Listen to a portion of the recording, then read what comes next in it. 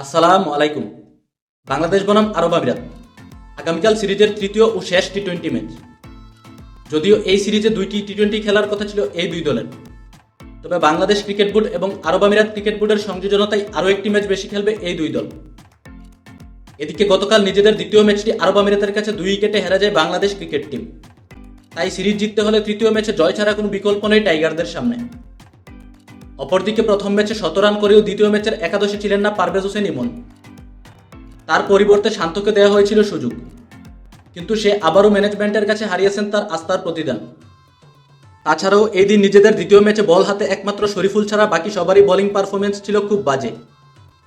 তাই এই সিরিজে তৃতীয় অর্থাৎ শেষ ম্যাচে টাইগারদের একাদশে আসতে পারে পরিবর্তন। তো আর বেশি কথা না বাড়িয়ে চলুন এক পলকে দেখে নেই আগামীকাল সিরিজের তৃতীয় টি-20 ম্যাচের জন্য কেমন হতে পারে বাংলাদেশের পরিবর্তিত একাদশ। সিরিজের তৃতীয় ও শেষ টি-20 ম্যাচে বাংলাদেশের সম্ভাব্য বেস্ট একাদশ। Number 1 Soumya Sarkar, opening batter. Number 2 Tanzid Hasan Tamim, opening batter. Number 3 Liton Kumar Das, one down batter and captain. Number 4 Towhid Hridoy, middle order batter.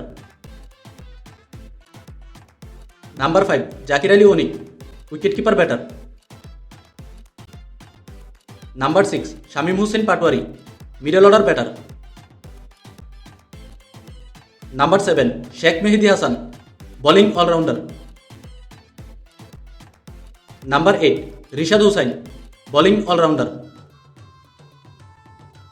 Number 9 Hasan Mahmud, fast bowler. Number 10 Shariful Islam, fast bowler.